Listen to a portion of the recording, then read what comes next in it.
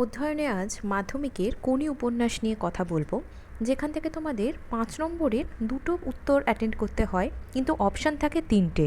অতএব তোমাদের খুব ভালো করে এই উপন্যাসটা পড়তে হবে এবং সব কোয়েশ্চেন আনসার রেডি করতে হবে, যাতে তোমরা 3টের মধ্যে থেকে দুটো কমন পেয়েই যাও।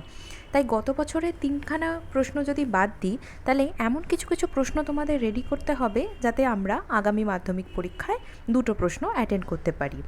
দেখো, এর মধ্যে আমি দিয়েছি বিশেষ বিশেষ চরিত্রগুলো, যেমন কোনি, ক্ষিতীশ, বিষ্ণুধর, লীলাবতী, এদের চরিত্রগুলো তো পড়বেই।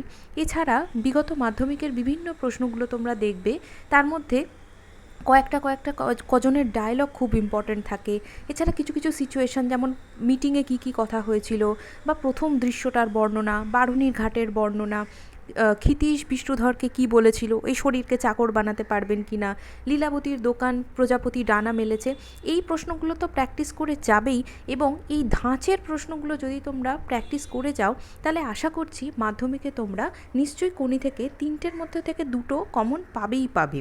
এগুলো প্র্যাকটিস করে গেলে তোমাদের কাছে উপন্যাসটাও সোজাই লাগবে। কিন্তু এখন যেহেতু উপন্যাসটা পুরো পড়ার সময় নেই, আমি একটা ছোট্ট টিপ দিতে চাই।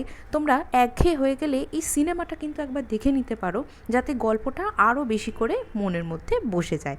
আশা করি কাজে এলো। ধন্যবাদ।